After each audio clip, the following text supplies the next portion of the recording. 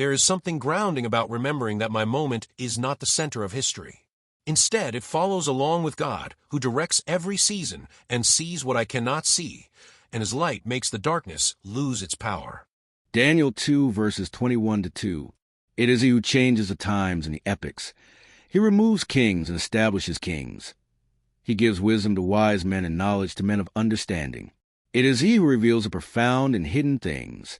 He knows what is in the darkness, and the light dwells in Him. There is something grounding about remembering that the world does not spin around my moment in history, but instead steps along, being guided by God's plan for us. That realization prepares me to hear the force of this passage, which reminds me that the flow of time, the rise and fall of eras, and the shifting of power all rest under God's steady hand. Nothing turns on by accident. Nothing unfolds without His knowledge. The details of His plan for humanity are far more intricate than I often realize, and that truth offers both stability and perspective.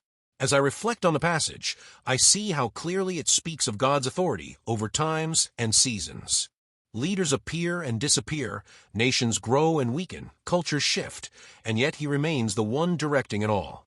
I live in a generation that often assumes it stands at the center of history. This mindset is not new. Every age believes it carries unmatched importance. It feels almost humorous, the way adolescents believe they invented secrecy. Humanity keeps repeating this same pattern of self-importance. When I look at the present day, I admit that it can feel unsettling. Anxiety rises easily as the world grows louder and more divided. We face challenges with little understanding of those who came before us, and that lack of historical awareness makes everything feel more urgent and more frightening than it truly is. Yet the passage does not leave me lost in that fear. It points me toward the God who understands every hidden and profound thing. Nothing that moves in the shadows escapes His sight. That thought gives me comfort. God sees what I cannot see. He knows what forms in the dark, the ideas and events that are still invisible to me. The light dwells in Him, and wherever He is, the darkness loses its grip. That truth steadies my heart when the world around me feels uncertain. So I continue living in a world that often feels dim, yet I do not live defined by that dimness.